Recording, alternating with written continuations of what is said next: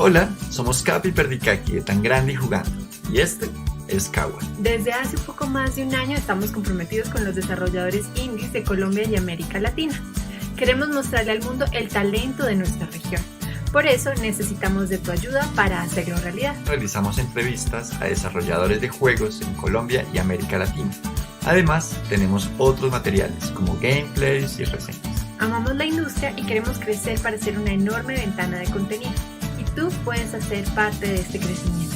Ahora puedes apoyarnos en Patreon, una plataforma de membresía en la que productores de contenido como nosotros recibimos apoyo económico para darle vida y seguimiento a nuestros proyectos. En nuestro caso, un proyecto comprometido con el crecimiento de la economía naranja. Siendo nuestro patrocinador mensual con un significativo apoyo, puedes cambiar para siempre el futuro de estas industrias.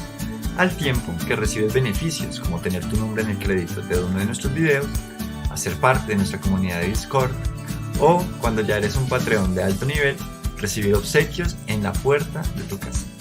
Con tu apoyo podemos seguir produciendo contenido especializado para los desarrolladores. Nuestro mejor logro hasta el momento es que hemos realizado cubrimiento de más de 24 a 48 horas en Game Jams, algo nunca antes visto.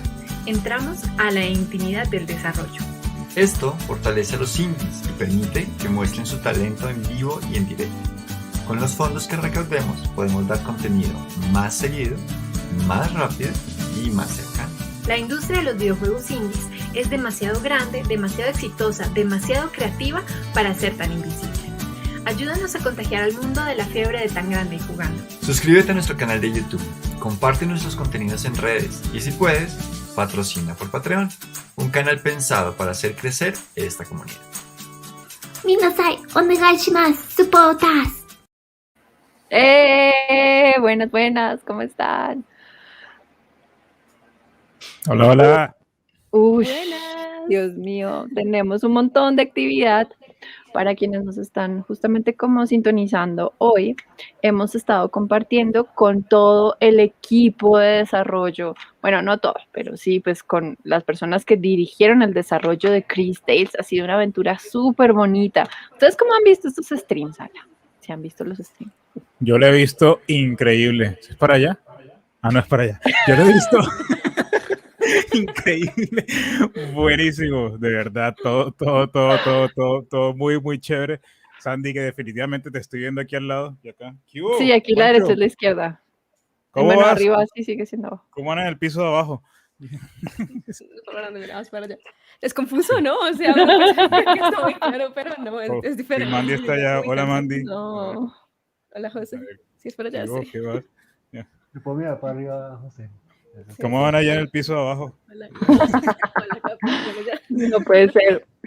Estamos aquí atorándonos con el arriba y el abajo. Pues, gente, bienvenidos a estos nuevos streams de Tan Grande y Jugando. Justamente tenemos un montón de actividades planeadas, entre ellas, pues, hoy tenemos un invitado muy especial que todavía no lo vamos a ingresar, pero tenemos, pues bueno, un montón de noticias que darles.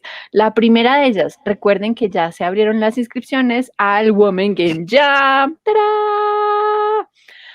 Para quienes todavía no se han inscrito, recuerden que hay posibilidades de inscribirse en cualquier país. Simplemente agréguense. Ahí les estoy mandando por los mensajes de chat donde se pueden inscribir justamente para que puedan hacer parte de este Women Game Jam. Muchos del equipo de CrisTales, o sea, Dreams Incorporated y Psych, van a ser parte de los mentores para estar apoyándonos justamente en esta labor. No es el único jam que hacemos en el año. Después de este se nos viene nuestro segundo jam, no mentiras, como nuestro quinto jam del año, que es el Network Jam. Ese sí es completamente nuevo. Viene con un montón de sorpresas súper chéveres, pero antes de eso, pues justamente Juan nos tiene noticias de lo que se viene para el Women Game Jam. Bueno, pues para este Woman Game Jam vamos a hacer la tercera temporada de La Caverna del Gecko, que es una serie de charlas que pues he venido haciendo con diferentes, bueno, hemos venido haciendo con diferentes personas dedicadas al audio para videojuegos. Y pues como es el Woman Game Jam, pues tratamos de que sean puras women antes del Woman Game Jam. Entonces para esta versión pues vamos a tener 3 charlas, el 5, el 11 y el 18 de agosto. El 5 de agosto vamos a encontrarnos con Jazmín. Se me olvidó ahorita el apellido. Es que no me acuerdo bien. Es como Giolito. Giolito. Giolito. Y estas tecnologías. Y el 11 vamos a estar hablando con Rachel Sim, que ella es productora de A Shell in the Pit, que es una empresa que hace audio para videojuegos en Canadá. Y el 18 vamos a hablar con Naila Burney, que es una colombiana que trabaja en Ubisoft Montreal. ¿Montreal? Sí, creo que Montreal es el Ubisoft donde trabaja. Ya es especializada en la voz, más que todo, en la voz de los videojuegos. ¡Guay, qué chévere! Entonces, pues nada, va a estar muy interesante. Igual ahí están las versiones pasadas De las conferencias. de las conferencias guardadas. Entonces, pues esperen, las busco aquí de rapidez. Sí, las tengo por aquí guardadas. Un Gecko Vault, lo que tienes ahí. Sí, y ahí las pueden ver las pasadas. Ahí hemos hablado con gente pues muy chévere de diferentes países latinoamericanos, habla hispana, canadienses, y todos pues contando su historia y mostrando pues lo increíble que es el mundo del audio para los videojuegos y cómo todos podemos pues llegar ahí de cualquier manera. Pues Y ya, nada, eso es. inscríbanse. Inscríbanse porque esto va a estar súper bueno. Tenemos opciones de inscripción en inglés, portugués y español en el momento. Y tenemos además más países invitados. Vamos a tener a países de África, vamos a tener Australia también. Y no me acuerdo de los otros invitados, soy lo peor. Pero bueno, ahí va creciendo un montón el Women Game Jam. Es una iniciativa súper chévere. Mandy hace un año fue una de nuestras conferencistas, me parece. ¿Cómo fue tu experiencia como mentora, Sí, conferencista y llamera? fue súper chévere y además que fue mi primer Game Jam también y fue genial. Sí, estuve ahí también charlando con Juan un poquito como de, pues de lo que he hecho y de nuestro proceso. Justamente también entré a llamear con dos de mis compañeras de trabajo, con las que pues trabajo en la empresa. Y este año también voy a entrar. La artista no va a entrar con nosotras porque está súper ocupada, ya me inscribí, pero la programadora y yo estamos buscando otro equipo, o sea, artistas, ya somos audio y programación, así que si hay Ah, artistas súper por ahí chévere. viendo esto, pues...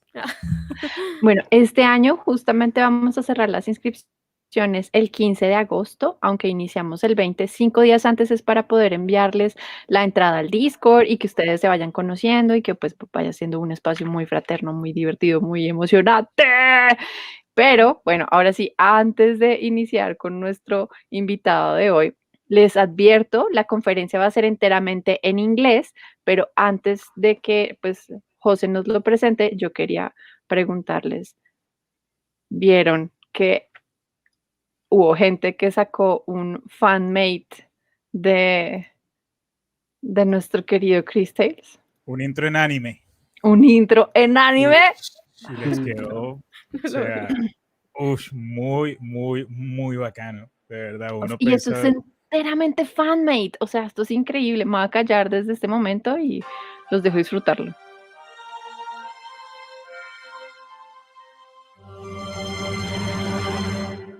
灰色の瞳に映る影はもろく今を奏でることの葉が明日紡ぐ儚ったその胸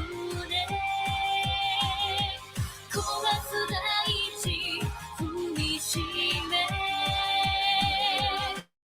迫り来る風に髪もなるさだ孤独な天使よ空をあげかに飾る本粒に儚い祈りを奇跡なんか待たず君に会いに行くよ輝く夢抱きしめて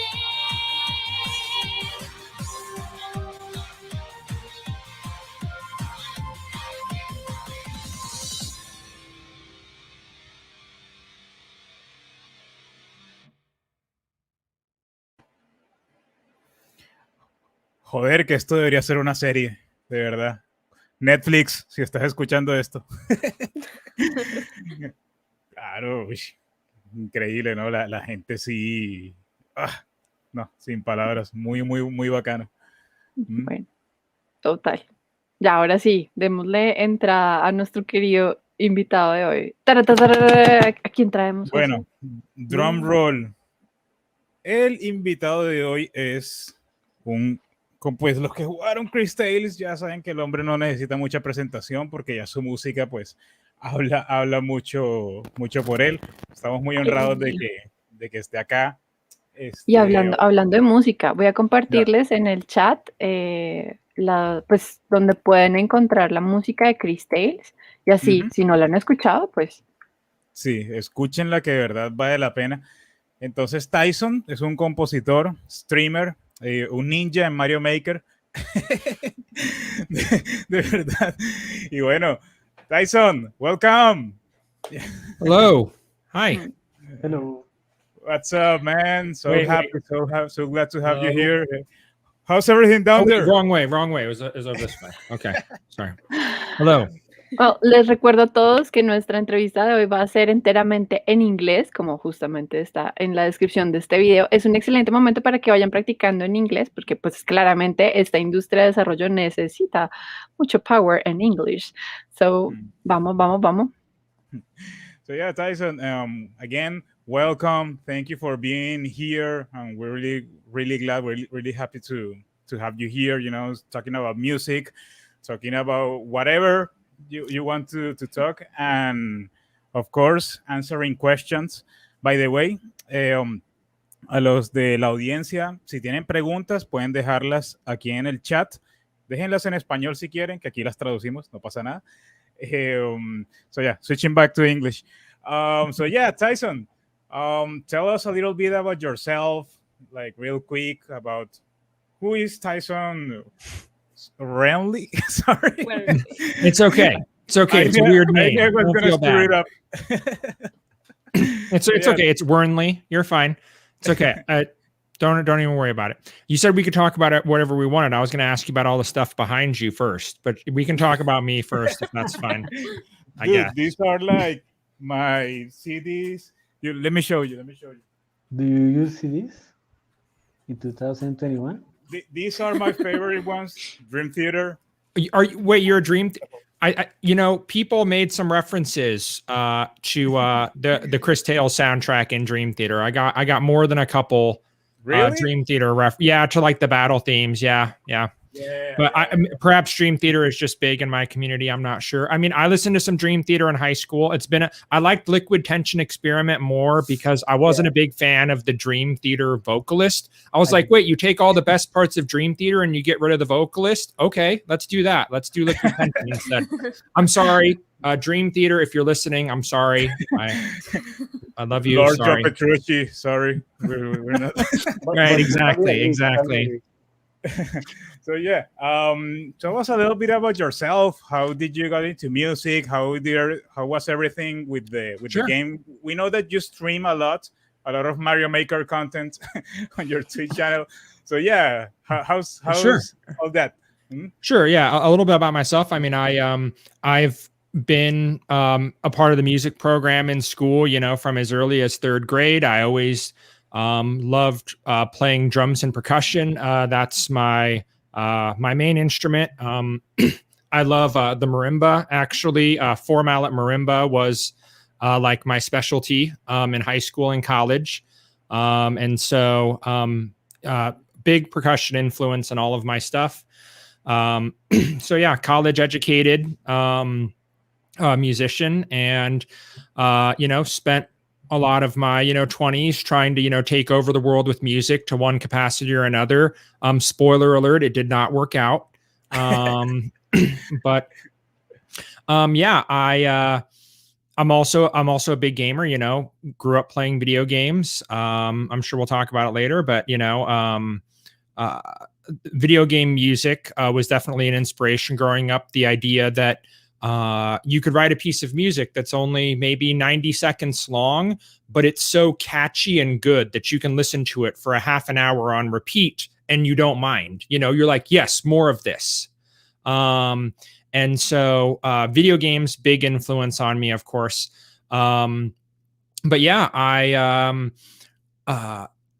I've been a big fan of Mario, and the Mario games, and so I was browsing YouTube one day and I saw that there's a game where you can make your own Mario Maker levels, and then I saw some streamers on Twitch that were playing levels, and I noticed that you can make music levels in Mario Maker, and I'm like, this is so cool that like you can.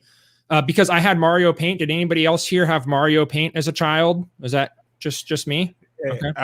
Gecko, maybe. I hyped. played it in emulators because I didn't. Oh, you played it in emulators? Yeah, I don't know if you remember like the little music editor in Mario Paint, right? With the little doggy sounds and all of that.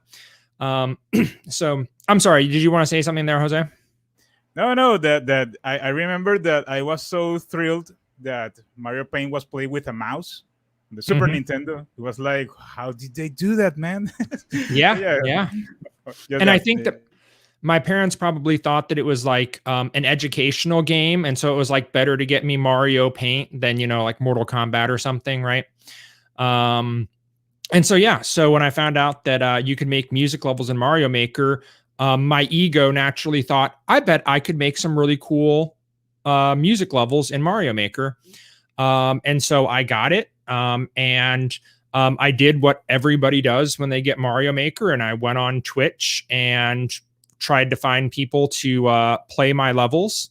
And I had a couple streamers that I was a really big fan of, and so like getting them to play one of my levels on stream was like goal one, right? Can I make a level and get my favorite streamers to play it? One of the streamers that I really enjoyed watching is a streamer by the name of Barbarous King.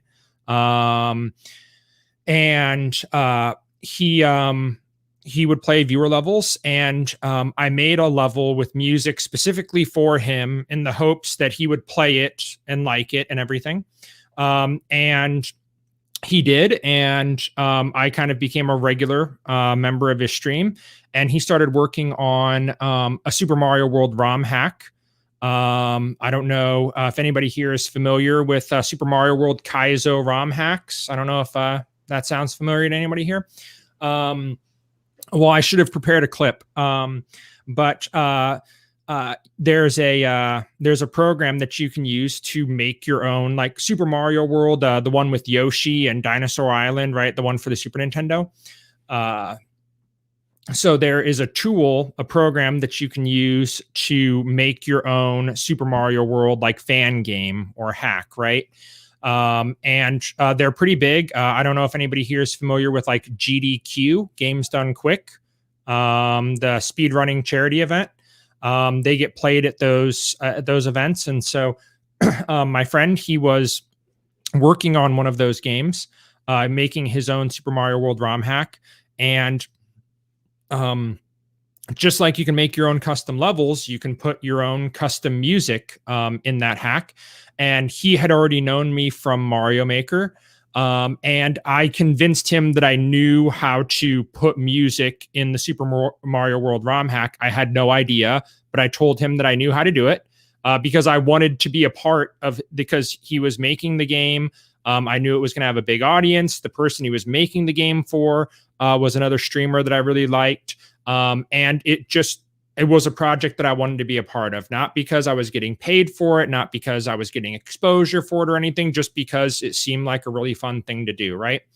So the way that you go about making music for the game, essentially involves a text pad document. You're just putting in words on a notepad, and it turns it into music. But so I was working on some music for him, and then one day on stream, Barb, a Barbarous King, we call him Barb affectionately.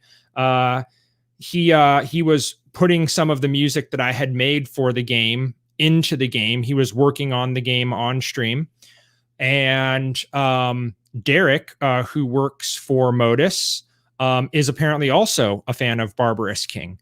And so he was actually watching the stream one day.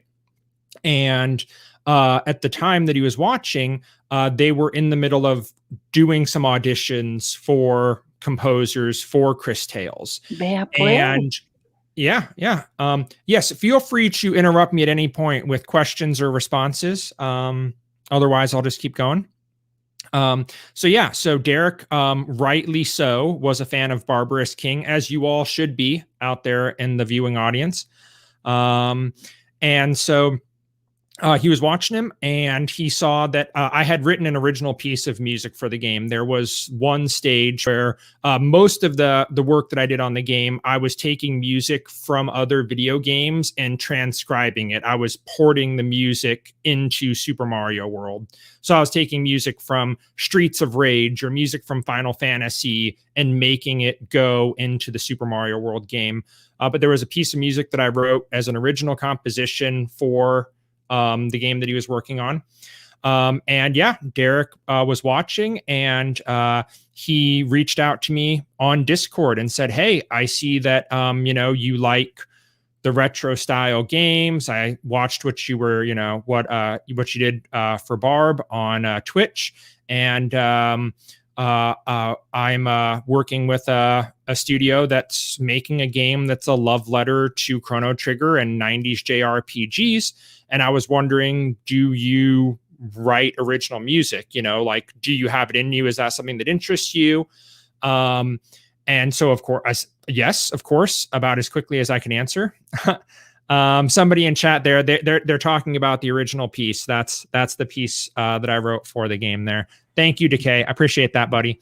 It was something like, how many tracks can you compose? Yes. Right.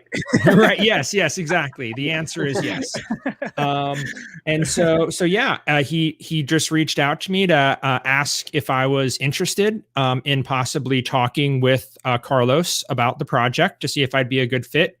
At that point, it's worth noting that I really had no portfolio, no resume, I was not at the time prepared to go out and audition as a composer for video games, right?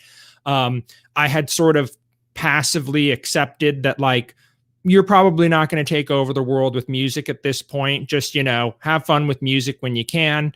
And so I was in no way prepared to interview for something other than to talk to Carlos, much like I'm talking with you right now. And so I got on a call with Carlos, and we talked for probably 3 or 4 hours on a Friday night. And it was clear that that we were cut from the same cloth, that we were, kindred spirits, that we understood each other. We had a rapport almost right away. We got along very well. We joked back and forth with each other. We liked the same kind of games growing up. I think we're the same age, plus or minus a year, but more or less the same age. And I'm sorry, Carlos. I'm sorry. You're an amazing looking 29-year-old. I'm sorry, Carlos. Hey, there he is. He's right down there. Hey, Carlos. Hello.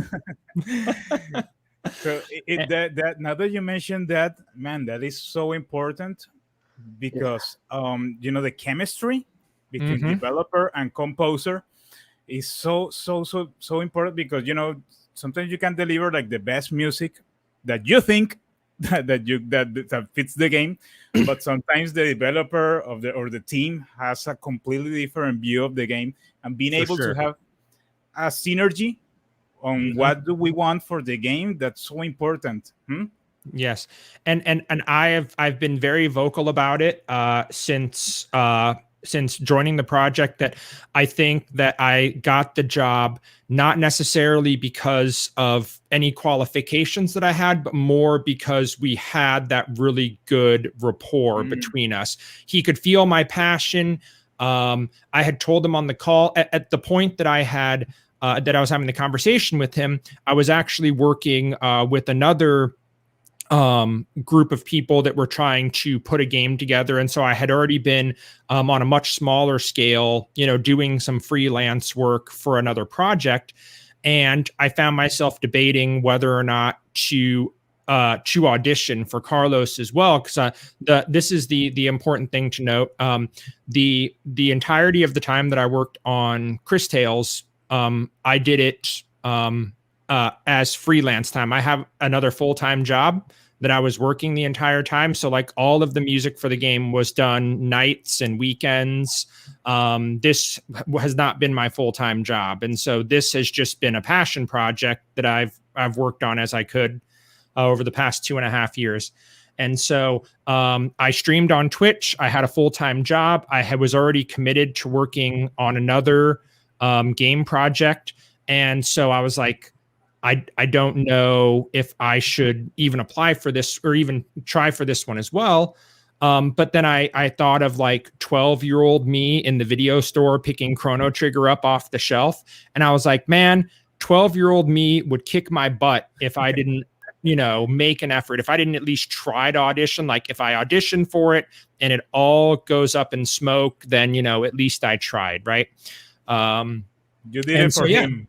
Yeah. Right. Yes. Exactly. I did it for 12-year-old me. Exactly. Is exactly the point.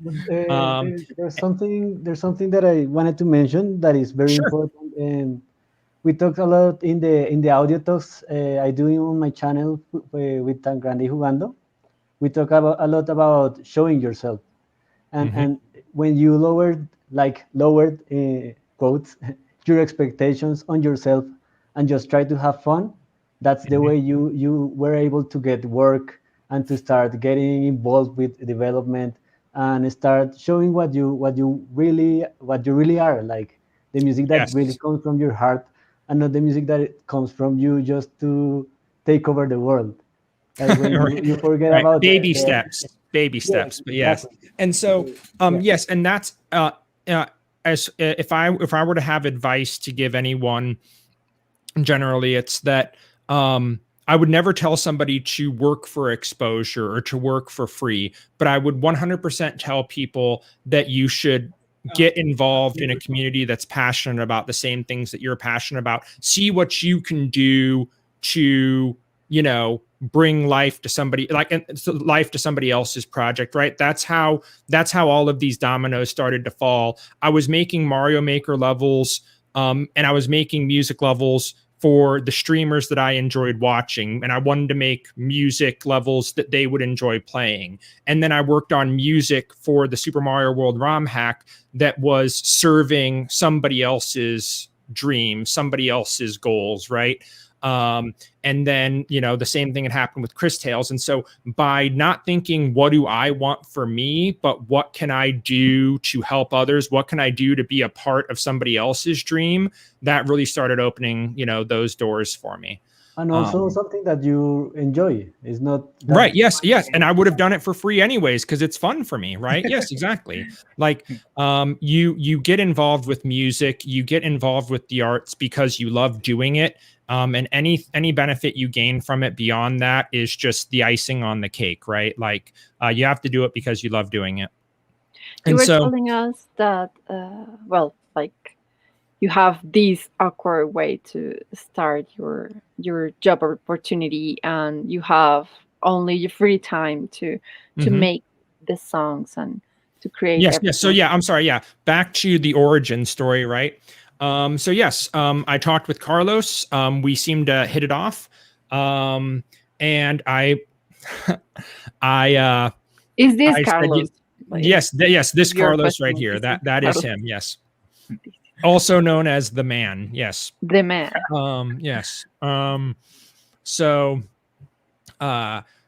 I told him, hey, give me the weekend, and I will try to put together something for you as kind of proof of, what I'm capable of doing, kind of a statement of my work, right? Because I didn't immediately have something for him to listen to. And so I spent the weekend working as long as I could to try and put together, 80, 90 seconds of music for him that kind of went through several different sections to kind of show like, oh, here's something pretty. Here's something heavy, here's something. Uh-oh. Am I okay? Did I freeze? Yeah, you freeze. Yeah, you froze, but at least it was in a good frame. Véalo. Yeah. Could have been worse. No. Wow. What happened? No. Algo pasa. He's betraying you. No, can you still hear me? Yeah, Yeah, we we can do. still We hear do. you, All right, but we want to one see you second. at least freeze. New emotes coming. Somebody. No, that is not a good. I'm seeing that image. That is not a good look for me. Give me 1 second to just restart it here. Give me just a second. Okay. Okay, got it. Esto I está muy apologize. genial. Creo que deberíamos pedirle que Como nos muestre Frozen. estos 90 segundos. Con Frozen. Bueno, para las personas que nos están viendo, si tienen preguntas o algo así, pueden ir dejándolas ya en el chat. Y para se las vamos a mostrar a Tyson. Sí. Now in English, for the people, for our viewers, any question that you have, you can leave it there in the chat, and we'll make sure that Tyson goes over it. He's okay? back. Yeah, he's back. Tyson, Yes, can hi. you please show us that 90 seconds of awesome music that you have? Oh, you mean like the audition, the thing that I Yeah. auditioned with? Yeah. The demo. Oh my goodness, you were asking me to like expose myself. It's terrible. Like I don't even like I want to make it better. Can I Dude, rework it and then we know that it's not terrible. Yeah. No, like, it's pretty Carlos rough. It's pretty hear rough.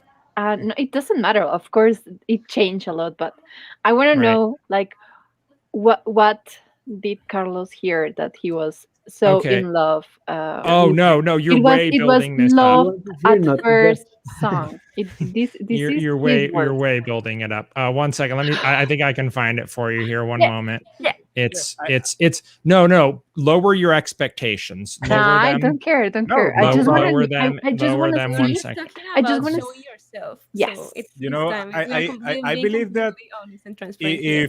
if you don't Believe the care woman. showing it, it is really nice because sometimes people believe that in order to get a gig or in order to audition for something, they have to put the best thing that they can do. They gotta Mhm. hire a full orchestra just to do Right. a demo. But sometimes the passion and the musical ideas Mhm. can be expressed in different ways, right? Hmm. So, and I believe that is the case here. I don't actually know how I can get the audio on my computer to play for you all. Like how can I Well, play it back for If you? you send it in a drive file. Oh, here, like I guess Google I can attach. I can send it to you. Can I send it to you on Discord and then you can play it through the stream here? Will Yeah, that work? put it. Oh my goodness, you will all think so little of me after hearing this. No, we Oh don't. my goodness. Because we have to also like think how this director saw the opportunity Okay. and understand all like what we can have for this moment. Okay. This is There you go. Play it Okay, quiet okay, so okay. nobody else can hear it. No, but please keep on talking while okay, yeah, sure. Okay. So I worked over the weekend trying to put something together. It was still very rough when it was finished. It was just as much as I could try and get done in that period of time. And then I think maybe a week or so transpired after I sent it to him. And we had conversations. We talked about, Carlos played it for the team, talked about the things that they liked and that they didn't like about it. And I'm like, oh, there's stuff that you didn't like. That's good because I don't like it either. And here are the things that I already want to fix about it. Right. And I think that stuck with Carlos as well. The fact that like it could always be better. I am 100% a believer that art is never finished, only abandoned. And the reason that you abandon it is because it's got to go in the game and you can't keep working on it, Tyson. Stop it. You're done now. And so I sent him the piece.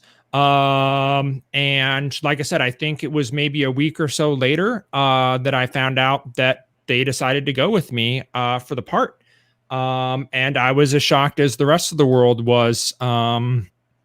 And so, that's kind of how the dominoes fell. Like I said, I will contend that, like I said, I think Carlos saw a lot of me, Carlos saw a lot of himself in me, and wanted to, was willing to take me along for the ride. And I will forever be grateful to him for that, because on paper, I had to have been the least qualified person that they auditioned for the job.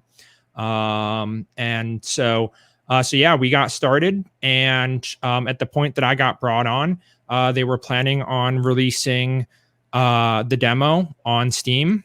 Oh no, she's gonna play it. Don't play it. Are we ready? Yeah, go ahead. Okay. Can I hide? Can I hide for it? No. It's pretty good.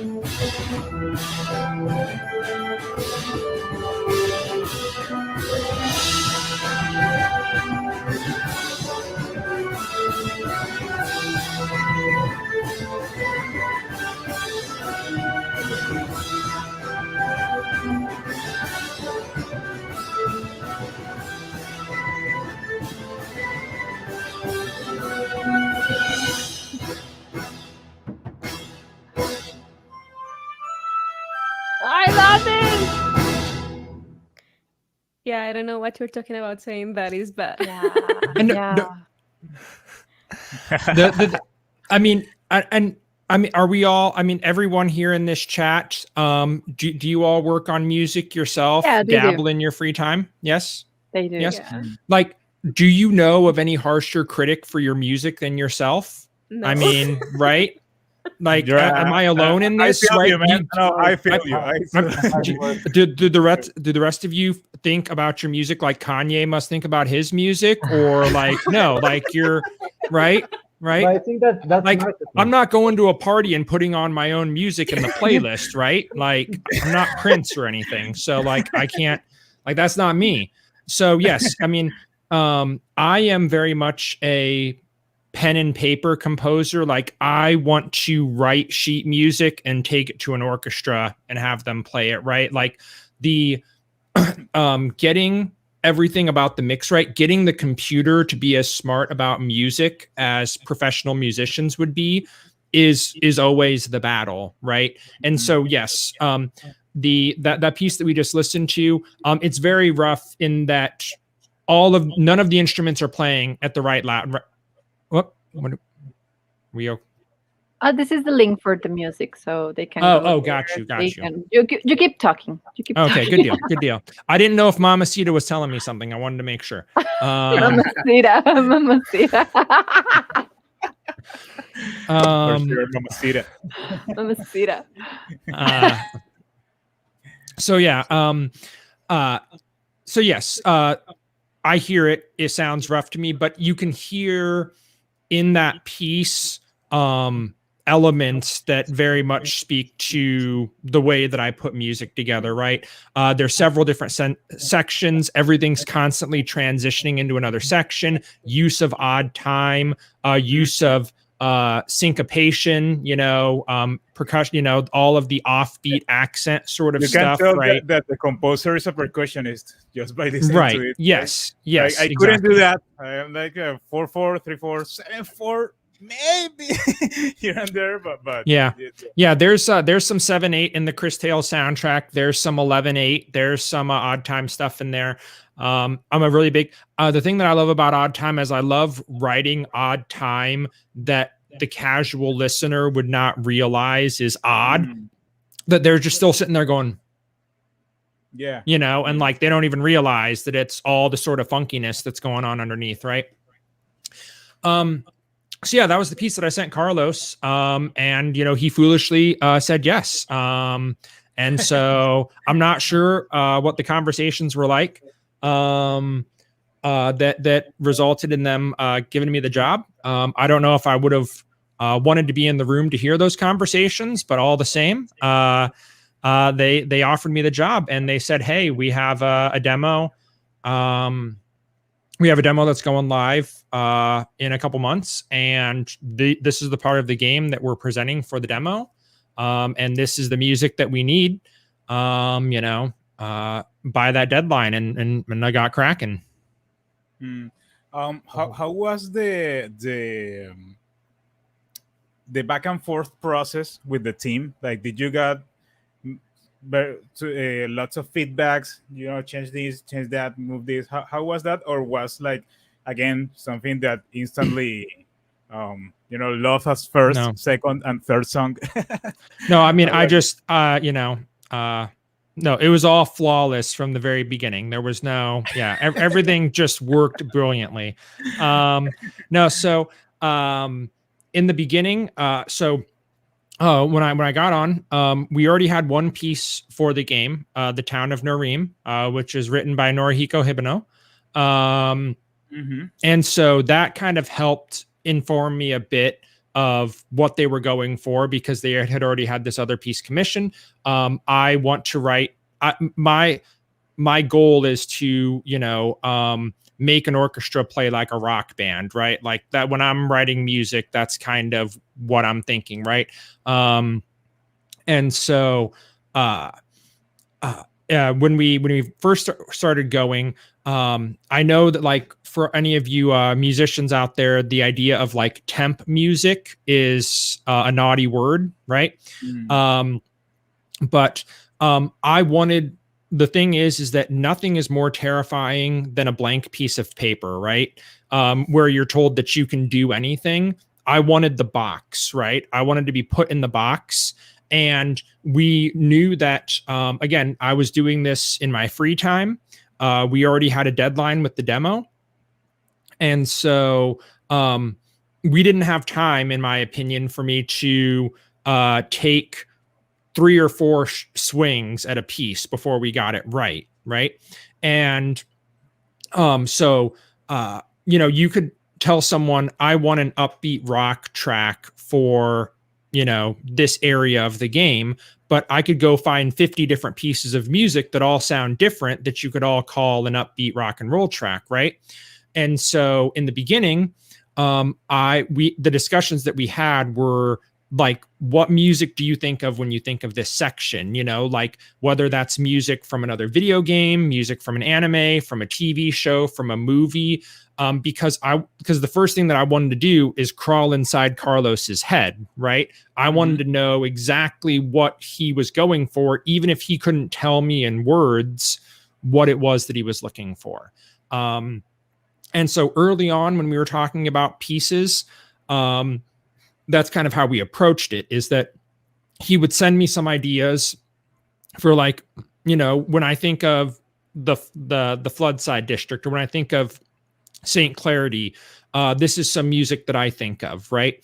And then I would take that information back and I would go, okay, what is it about this music that causes that emotional reaction with Carlos that makes him think that this is the right music for this, or this is the kind of music that he would want for this area. I'm looking at chord progressions. I'm looking at instrumentation, right? I'm looking at the overall vibe or mood of the piece. And then the question became like, how do I make something, like how do I satisfy that need with my own work, right? How do I achieve that same emotional response with the piece that I'm writing, right? And a lot of people want to talk about music very ethereal, right? Like the heavens spoke to me, the muses spoke to me, and I reached out and I grabbed that piece of music from the heavens, right? But I think a lot of it is to do well composing. You have to understand the history of your culture's music that came before you, because the casual listener is informed on a daily basis of what type of music elicits what type of emotional response. And that boils down to certain chord progressions or certain instrumentations, right? And I think the job as the composer is to understand how those compositional tools translate to an emotional response, right? And so that was my objective, was how do I elicit those, those same feelings, that same vibe, without stealing, obviously, while making it my own, while making it unique, right? And so that's how we started early on. And then we would get periodic feedback. There would be a couple of times where I would submit a piece and they're like, I like this, but not for the thing that you wrote it for. Let's use it for this other area of the game. Or I like the A section, but I don't like the B section so much. Or, so like there would be some little back and forth in the beginning there. But because I had gone through that initial step of talking about other music, right? Because I don't know how you really talk about music without listening to other music, right? Like that's why we have music, because words fail us, right? And so once we had those early conversations and we started getting through a couple of pieces, we needed to have those early conversations less and less often, right? Because we had started to create the sound of CrisTales through the pieces that had been written. And so the further that we got into the development of the game, the more I was just sort of given free rein to just, hey, we need another battle theme. Hey, we need music for this town, right? And later in the development, I would send them maybe 30, 45 seconds of music and say, hey, am I headed in the right direction? It might be only like 60, 70% finished, but am I going in a good direction here? Yes, no, take that feedback, go back, finish up the piece, submit, move on to the next piece, right? Okay, so for all this scenario music, CrisTales is a game that it is based in Colombian culture too. Did you have to investigate a little bit more about our local music instruments and identity? Yeah, that was a conversation that we had early on as well. And Carlos told me all about the architecture and the locations and the landscape of Colombia and how that influenced the art style of the game. And by now, I'm sure you've all seen the articles that do the comparisons between the places in Colombia and the places in CrisTales. But he wanted to make sure that the way that I kind of thought of it, and I don't want to speak for anyone else here, but the way that I kind of imagined it is that Carlos wanted to create a fantasy RPG world where the fantasy was informed by the art and culture of Colombia, right? For the art style. But when it came to the music, he didn't want it to sound like a Colombian JRPG. He wanted it to sound like a JRPG. He didn't want the music to feel like it was pigeonholing, the scope of the game. He wanted it to feel like it was a JRPG that could sit among other JRPGs and not like, oh, well, this is the Colombian JRPG and these are the other JRPGs, right? And so to that end, I wasn't honestly tasked too much with make take these Colombian influences and bring them into the music. Now, there are certainly pieces throughout the game that I think share melodic or rhythmic elements that are also found in Colombian music, particularly like the music in St. Clarity. I heard the accordion there. Yeah. yes, there is some accordion in there. Yes, and so the Floodside District piece, the instrumentation of that was very specific because it did not seem right for that music to be a full orchestra piece, right? This is an impoverished community that is not being treated well by those in power. They don't have a full orchestra to play their theme, right?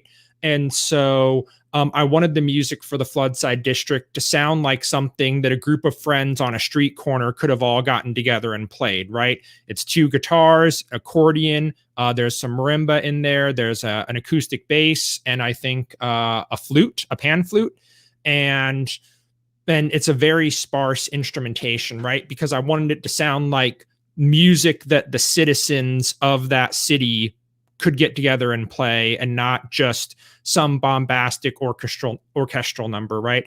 And then it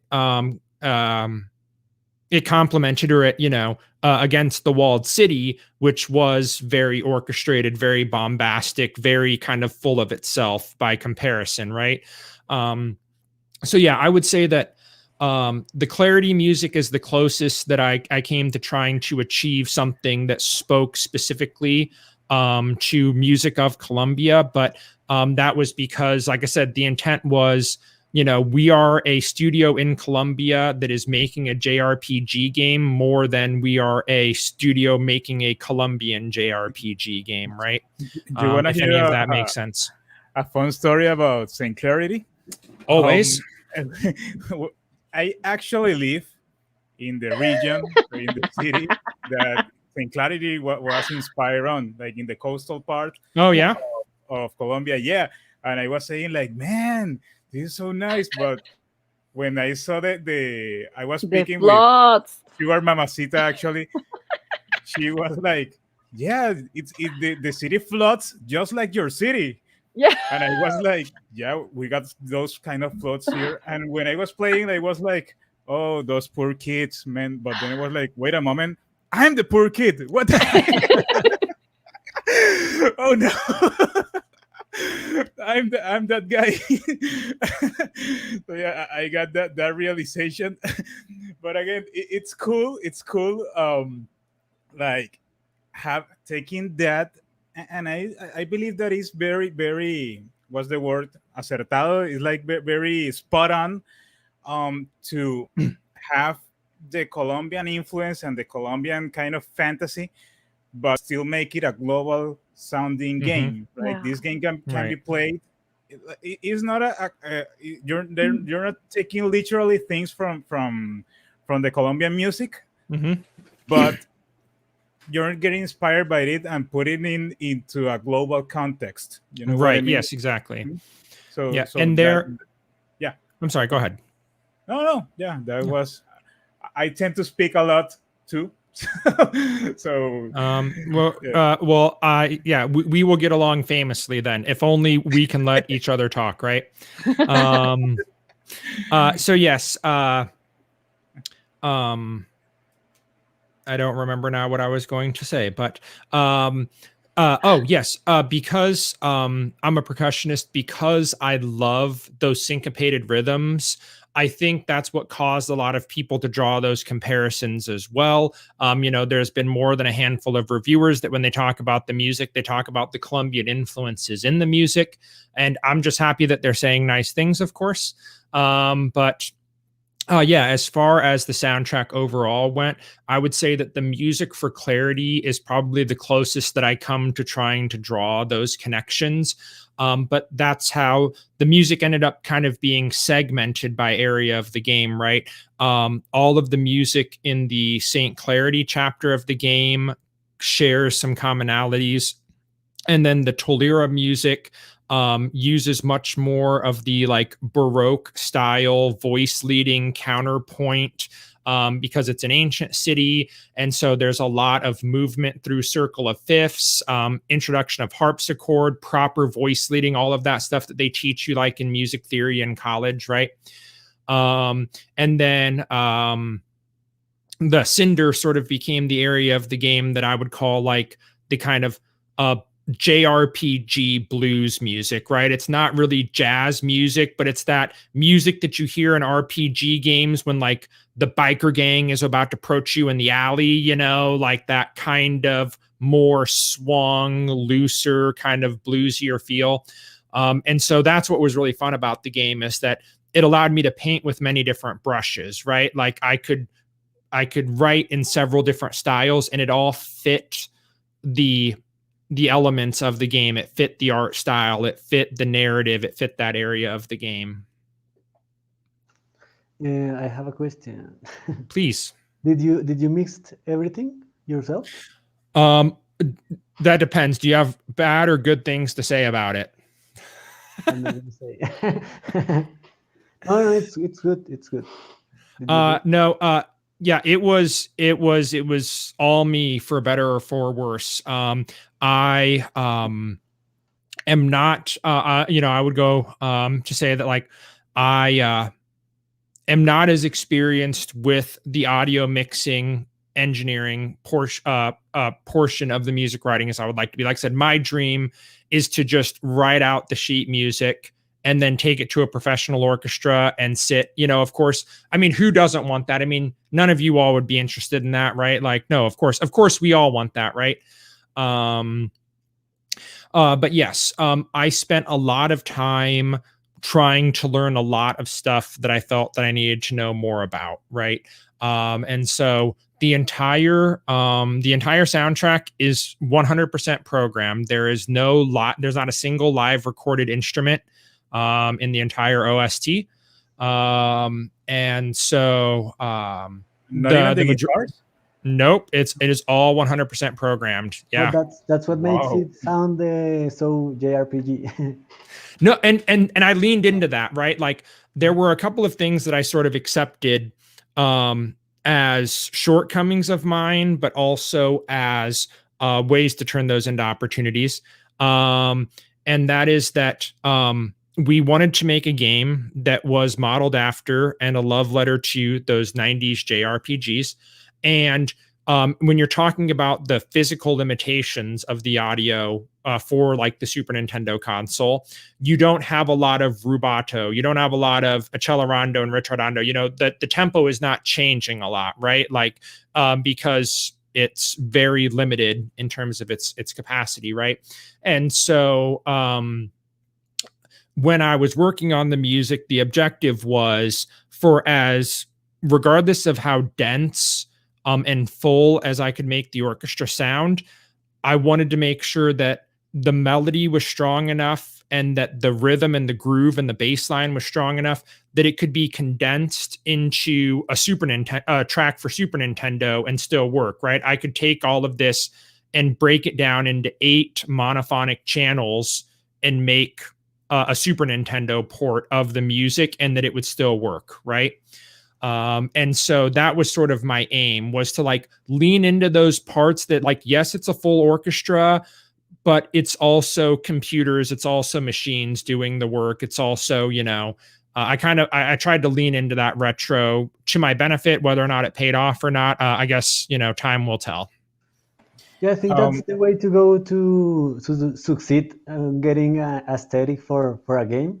If you want to make it sound like a Super Nintendo, you can start limiting yourself on the sounds, or looking for sound fonts or stuff like that you can relate, or just not using trackers for the sake of it, but maybe just having a slight research on how did they do that on that time, and you can start from there, and it's easier to get the aesthetics right.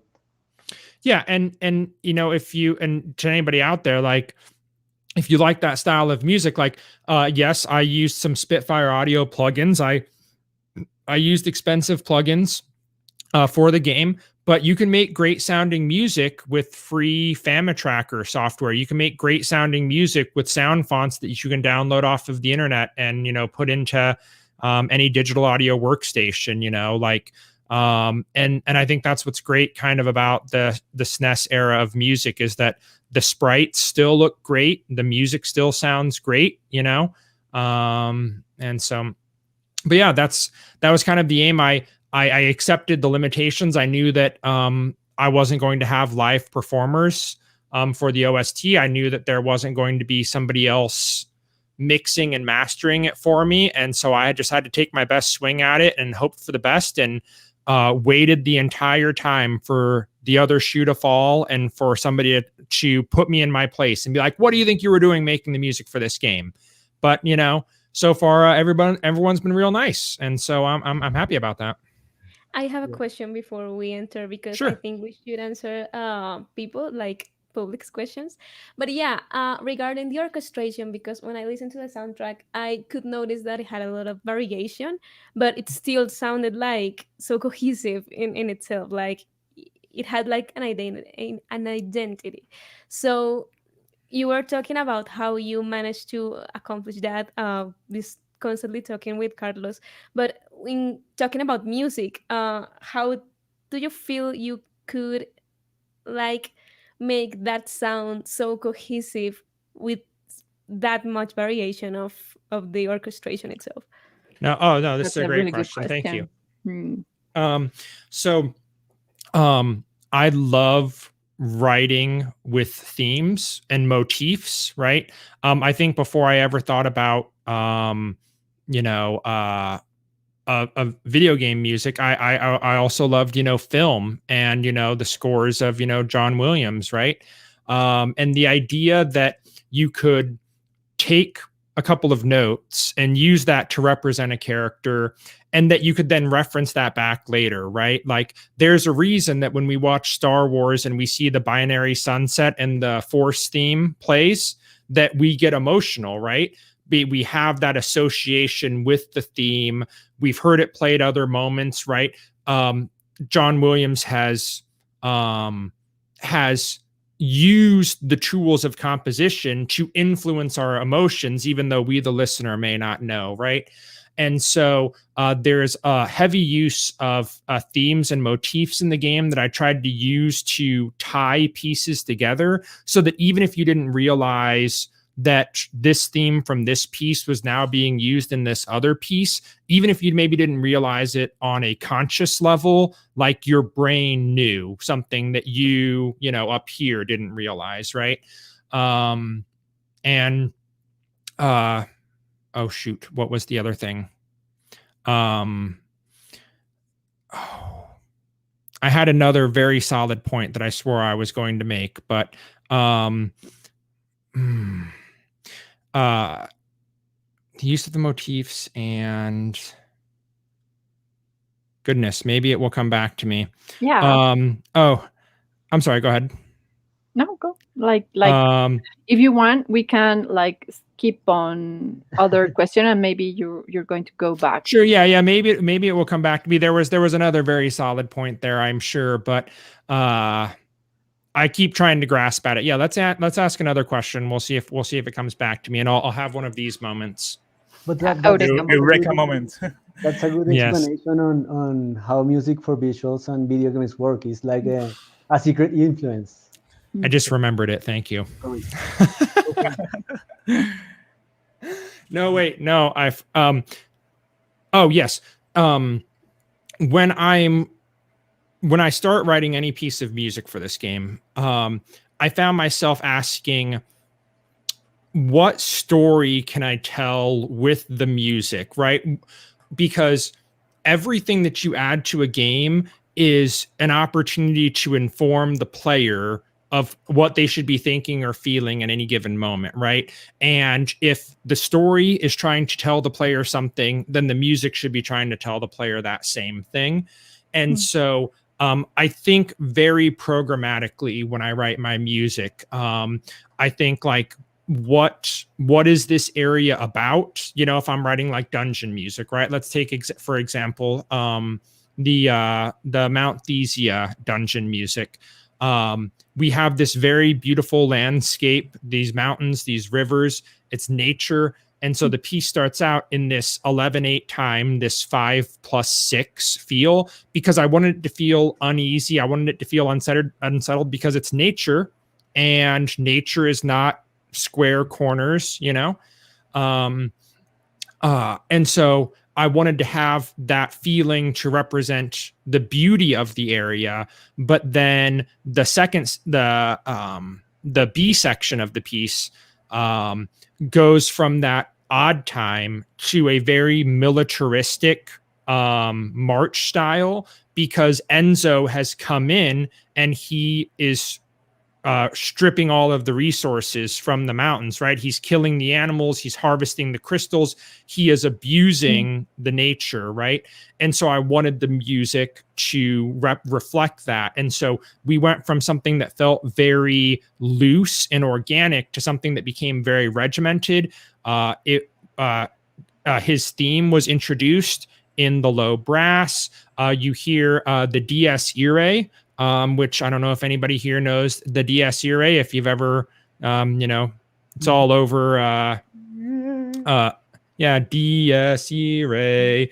Basically, if you've heard anything, if you've ever watched a Tim Burton movie, listen to a Danny Elfman score. Sweeney Todd, right? It's a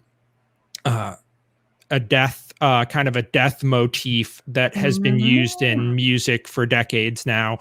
So, this is Christmas, Nightmare Before Christmas, that is the Dies Irae.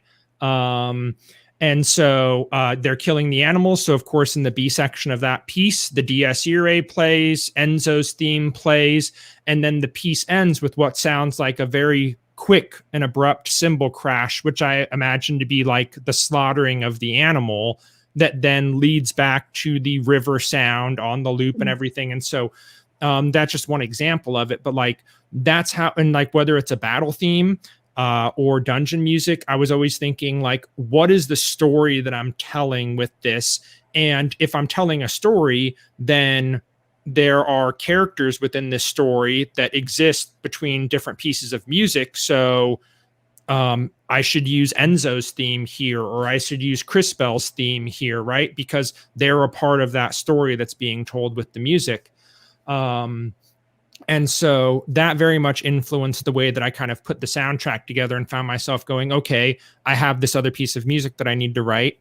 How can I draw inspiration from what we already have for the game? How can I pull this together into this next piece? All the battle themes are, the A theme is like the villain's theme. The B theme is the hero's theme, battling against the villain. And, that's kind of what my thought process was as I was going into this, was how much story can I tell with just the music, where the player knows what's going on, they know how they should be feeling before any dialogue has shown up on screen, right? Mandy, I don't know if that was a fair answer of your question or not, but that was the thought process. Yeah, it was more than enough. Yeah, now that you say about it, the fact that you are trying to, and you manage to tell the story just by the music itself, gives it so much personality. So yeah, the really programmatic fact and it is really cool. Thank you. Yeah, I don't know any other way that I would have done it, because you have to start writing some music, and so you have to start giving yourself some ideas, right? I didn't want to go, okay, well, this is another piece in 4/4, and the bass line goes boop boop boop badoop, and I had to tell myself a story to get myself passionate about writing that story musically, right? And then once I had a story idea in mind, it's like, okay, now, and so if you listen to the soundtrack of CrisTales as the game is playing, I'm convinced that I spoil the story for you, because there are themes that get used in certain spots where, like, if you're paying attention, you're like, wait, why am I hearing CrisTales' theme here? What is he trying to tell me? And so there were a couple of times where I told Carlos, I'm like, you're not going to get mad at me, right? Because if people are paying attention, I basically just spoiled something in the game, in the music just now. But anyways. But It has a week. something, yeah, those should end up being Easter eggs for the nerds who really like to For sure. to dig into that. And that is something very nice that you're mentioning, because when you're working in projects like this and have deadlines sometimes tighter than others, you're not always inspired, and that's just our human nature. So you just gotta find that inspiration, right? You For just gotta sure. go ahead and know yourself good enough to be able to see this gives me inspiration, or this doesn't. And speaking of inspiration, which one is your favorite track? Like the one that we as players should like really. This is the man. Do any of you have kids? Have anyone asked you to pick your favorite child? Like who would ask me to pick a favorite song? But you have that. Parents deny it, but Yeah. all parents have a favorite child. Yeah, I am the favorite child. But deep down, you always know. They Now, do. everyone that's watching right now that knows that they're not the favorite, like they just clutch their chest right now. I honestly, I think I write a good battle theme. Like, there are certainly some of the more lyrical stuff. I think that the Forest Glade piece turned out well. I think the Salt and the Sanctuary turned out well. There are definitely, I think, some nice musical moments throughout the quieter moments of the soundtrack. But that person in me that loves progressive music, that is OCD, that is like I don't like sitting on an idea for too long, right? Like I feel like I get bored with it, and I feel like the listener gets bored, and that may not be the case, but that's how I see it. And so I think that leads to that kind of crazy energy that like the battle themes have the battle themes of the game. And so I know you asked for one, but the three main battle themes for the game, the timeless battle, the battle of attrition, and the battle against time, are really kind of like, I see those as like a trilogy that's telling a complete story. That's like episode 4, 5, and 6 of Star Wars. You have the first battle theme is very lively, and very kind of sweet lyrical melody. You're going on an adventure. You don't realize what the stakes are yet, and so it seems exciting and fun. It's much more upbeat. And then you get to the secondary battle theme, which I put in halftime to start with, because I wanted it to feel like you were already broken down from all of the battles, right? Now you realize the weight of your actions. You realize the importance of the journey that you're on, and you're weary. You don't want to be fighting anymore, but you have to keep doing it. And so I put that second piece. I started it out in halftime because I wanted you to feel that weariness, right? That your character is feeling at this point in the game. And then the third battle theme is like all hell has broken loose. You are right at death's door. You are fighting the hardest enemies that you will fight in the game. And all three of those pieces are tied together thematically. By the time you get to the third, the battle against time, and I might have to end up saying the battle against time, the third battle theme, if you were going to like force me to pick one, because there's a lot of cool stuff that goes on in that piece. I love the rhythmic syncopation of it, the manic energy of it. There's a moment in the music where it almost sounds like about 25-30 seconds in that you, the player, have been knocked out, and the music kind of recedes a bit. And then, oh my goodness, excuse me. Sorry. There's a line that the electric guitar plays. And it's the Narem theme that Norihiko wrote. And I had used the main theme from throughout the game, anytime I wanted to allude to homesickness or, you know, that desire to not be out fighting, you know, bad guys, right? And so there's a moment in that piece where the electric guitar calls out the Narem theme and it like shocks you back. And then all of a sudden the double bass drum comes in and the energy picks back up again. And then the battle themes actually do battle with themselves. The music that comes in after that, the third battle theme, and then you have you have the response of the first battle theme, and then you have you know, and then like the third battle theme comes back even harder and like pummels you into the ground, and then you hear which is the secondary battle theme pushing back against that. And so there's a lot of meta, there's a lot of layers to it. I like the energy of it. I wrote the whole thing probably in a week, maybe. Time. It was written rather late in the development of the game. We decided we wanted some more battle themes. And so I usually, a piece like that, I like to sit with for at least a couple of weeks because it's a lot of moving pieces. It's a lot of instruments to write for. It's a lot of listening back and checking levels and making sure you like the mix of things. And so for and as quickly as that the player is going to listen a lot. So right. Yes, exactly. And yes, they're going to hear it a ton. It has to.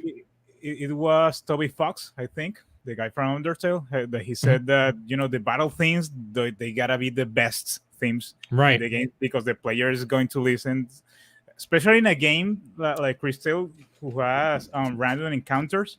So you're going to be listening in it, and it cannot get old. So it makes sense to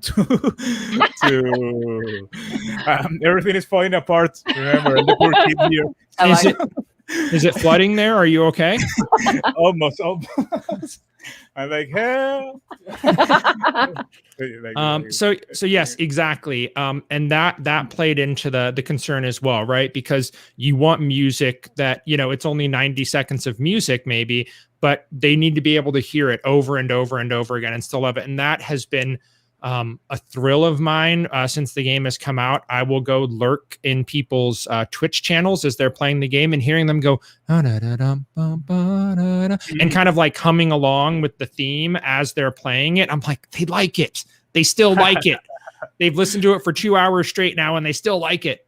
And so, yes. So I think the suite of battle themes that I put together, it tells a story beginning to end. I could geek out much more about how the various pieces play off of each other and everything.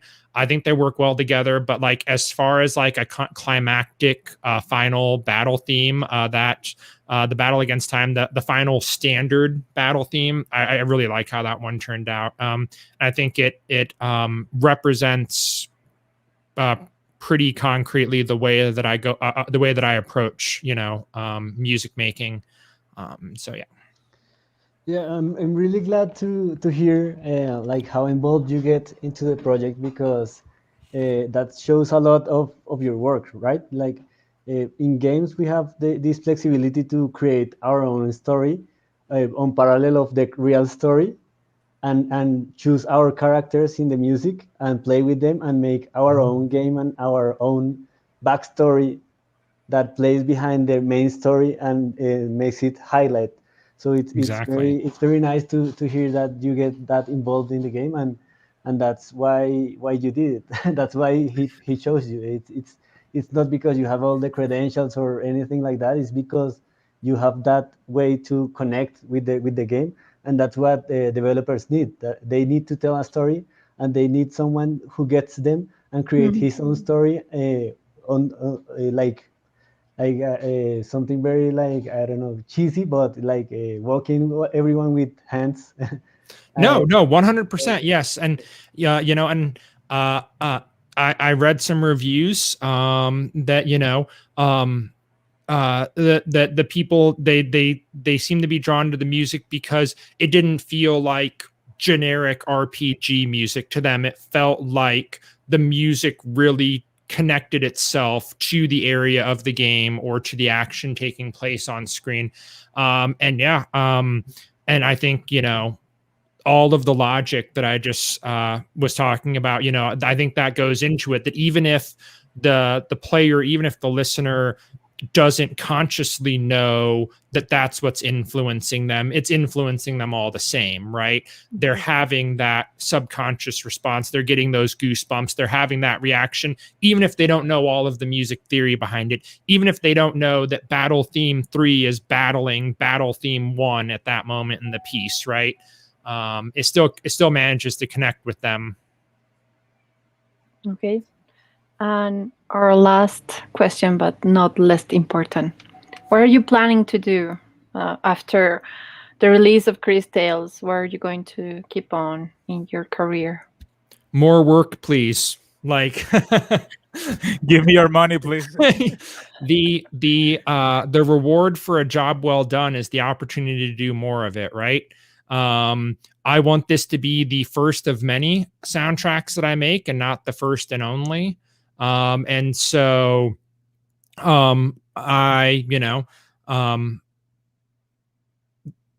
yes, more work. I'm trying to think of a more clever way to put it, right? But I want to be given this opportunity again and again after that, right?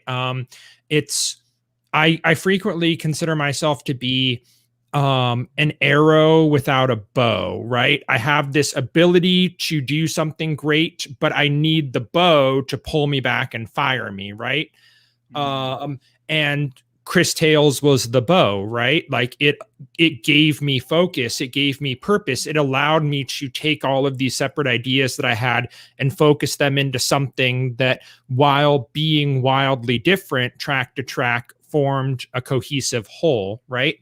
And so that's a kind of like, as a composer, like there aren't many opportunities for people to do stuff like that. That is a blessing. That is a gift, right? Like, sure, I could, maybe get commissioned a piece by some symphony orchestra. If anyone's out there, call me. But like, you could do something like that, but like, the audience is not going to connect with it the way that they connect with a game, where they are immersed in the world, they are playing it, they are invested in those characters, right? And because they're invested in the characters, they're invested in the music, and that music becomes part of the world that they immerse themselves in. And like, that is just a truly unique experience for a composer to get an opportunity to do. And so feel blessed every day. The fact that people have been so receptive to it, have said such nice things about it. I every day hope that means that somebody else will give me an opportunity to breathe life into their game the same way that Carlos gave me that opportunity. And so, keep your fingers crossed for me if you're not too busy typing or something. But yeah, hopefully more music. I want you to hear more from me. Yay. Well, thank you very much for being with us today. I remind you, everyone, that we have opened our inscriptions for the Woman Game Jam. It is a jam that's going to be for the 20th of August to the 23, I believe. So go on. Please list yourself. We are promoting that more women are part of the game dev industry, even also part of the cast, not the cast, the game developers of CrisTales, the Dreams Incorporated and Psych team is going to be part of our mentors. So it's a great opportunity to know more people that it is interested in the game development. We're going to have awesome talks. For example, I believe that Juan can tell us a little bit more about the talks that we're going to have. Okay. In Spanish. It's going to be, the talks are going to be in Spanish, but... No, one is in English, but with translation. Like I do like translation, but it's like you have to be patient if you are English speaker or Spanish speaker. But I like them. I like to do like instant translation for those talks. So we're gonna have a Spanish talk on August 5 with Jasmine. What was the last name? Giolito. She's from Argentina. We're gonna have on August 11 with Rachel Sim, that she's the producer of A Shell in the Pit. And on the 18th, we're gonna have Naila Burney, that is a Colombian working on Ubisoft Montreal. So it's gonna be very fun. All music and audio related talks on the game industry. So everyone is invited. We're gonna do it on my Twitch channel. So go and see. Quiet Gecko. Yay. It's an awesome experience. Thank you very much, everyone, for being with us. Remember that you can support us on Patreon. And for our biggest tiers, we're going to have, I don't know how to say that in English, una rifa. Raffle. Raffle. Yeah, raffle of the game in the digital edition. So it's super awesome if you want to be a patron of the author and A to help raffle? us. Is the word? For me, it's not, but I wrote rifa in English and raffle popped up. So yeah. Mandy already said that. So yeah, and Tyson says too. a giveaway, no? A giveaway. Yeah, but Yeah. I don't know. Giveaway is like you're going to give everyone, and it's not everyone. No, Like- Yeah, no. it's A giveaway for one person. And it's What? more like random, a giveaway. I think. Yeah. Yeah. I mean, a raffle is one where like you give a whole bunch of people tickets and then it goes in a bin and then you grab yeah, one ticket that- out. Yeah, raffle. That is a Thank raffle. you. Yes. This guy, Yep. That's he- the he- one. he- Thank you very Yes, much. I am mostly fluent in English at this point. And so, You're right. So remember to support us on Patreon and okay, be nice, be well. See you in the next week. We're going to meet more of the team of the game development. We're now going to meet the team of game effects. No, game audio effects should be the word. One. What are you talking about? Que nuestro siguiente invitado es de el game audio, pero de Okay. It's a game audio person. It's Jasmine. She's music. No. Oh. The next interview of Tan Grande is going to be with the game audio developer that was more like making The sound designer. this the sound sound design designer. Corta Yes. for CrisTales. Yes. Okay. So pretty awesome. That's going to be in Spanish. He is from Venezuela and he will be meeting with us in this same stream next week. So see you later, alligator. Thank you so much for having me. Hola, somos Capi Perdicaki de Tan Grande y Jugando, y este es Kawa. Desde hace un poco más de un año estamos comprometidos con los desarrolladores indies de Colombia y América Latina. Queremos mostrarle al mundo el talento de nuestra región. Por eso necesitamos de tu ayuda para hacerlo realidad. Realizamos entrevistas a desarrolladores de juegos en Colombia y América Latina. Además, tenemos otros materiales como gameplays y reseñas. Amamos la industria y queremos crecer para ser una enorme ventana de contenido. Y tú puedes hacer parte de este crecimiento. Ahora puedes apoyarnos en Patreon, una plataforma de membresía en la que productores de contenido como nosotros recibimos apoyo económico para darle vida y seguimiento a nuestros proyectos. En nuestro caso, un proyecto comprometido con el crecimiento de la economía naranja. Siendo nuestro patrocinador mensual con un significativo apoyo, puedes cambiar para siempre el futuro de estas industrias. Al tiempo que recibes beneficios como tener tu nombre en el crédito de uno de nuestros videos, hacer parte de nuestra comunidad de Discord, o cuando ya eres un Patreon de alto nivel, recibir obsequios en la puerta de tu casa. Con tu apoyo podemos seguir produciendo contenido especializado para los desarrolladores. Nuestro mejor logro hasta el momento es que hemos realizado cubrimiento de más de 24 a 48 horas en Game Jams, algo nunca antes visto. Entramos a la intimidad del desarrollo. Esto fortalece a los indies y permite que muestren su talento en vivo y en directo. Con los fondos que recaudemos podemos dar contenido más seguido, más rápido y más cercano. La industria de los videojuegos indies es demasiado grande, demasiado exitosa, demasiado creativa para ser tan invisible. Ayúdanos a contagiar al mundo de la fiebre de Tan Grande y Jugando. Suscríbete a nuestro canal de YouTube, comparte nuestros contenidos en redes y si puedes, patrocina por Patreon, un canal pensado para hacer crecer esta comunidad. 皆さんお願いします。スポータース